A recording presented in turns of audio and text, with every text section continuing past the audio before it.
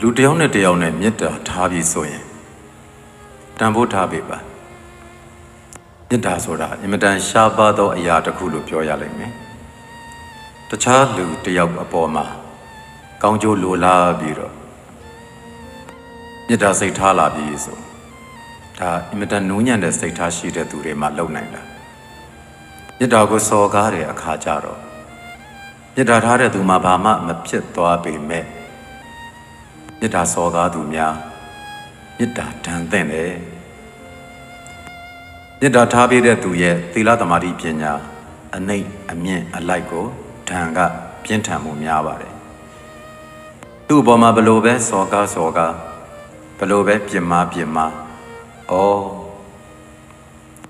အတော်ဝါတွေပဲပုထုဇဉ်တွေပဲမှားတတ်ကြတာပဲလေလို့ခွင့်လွတ်ပေးတတ်တဲ့နှလုံးသားရှိတဲ့သူရဲ့မေတ္တာကိုများ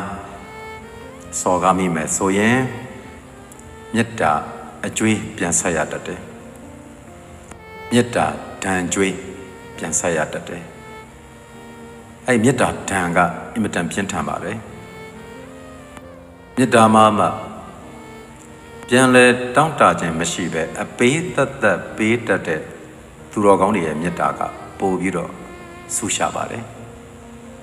ကိုယ်ကိုဘလို့မှရန်တုံမမူတတ်သောမေတ္တာအစစ်သာပေးတတ်သောမိခင်ဖခင်မေတ္တာစစ်ရှိသောမိဘများအပေးသက်ပဲစုံရည်သက်ပဲရှိတဲ့မေတ္တာရှင်များပြီးတော့အကျင့်သီလနဲ့ပြည့်စုံသောယဟန်သာမဏေများအပေးကိုသာစိတ်ဝင်စား၍အယူမရှိသောသူများရဲ့မေတ္တာကိုစော်ကားမိရင်မေတ္တာဒဏ်ကြွေးကြီးမားမားပေးဆက်ရတတ်ပါတယ်ဆူတောင်းစရာမလိုပဲဒုက္ခမျိုးစုံနဲ့သာကြုံတက်ကြရတယ်မေတ္တာဒဏ်ကြွေးပြန်ဆက်ရတဲ့အချိန်မှာမရှုမလခံရ၍တမလွန်ဘဝမှာလည်းအပေကျတတ်တယ်ဖြစ်လျာဘဝမှာလည်းဘယ်တော့မှနလန်မထုချမ်းသာတဲ့အဆင့်တွေကိုမရနိုင်တော့ဘူးမဉဏ်ဖုန်ဉဏ်တွေပါဝေးကြရတတ်တယ်ဒါကြောင့်မေတ္တာမစော်ကားမိပါစေနဲ့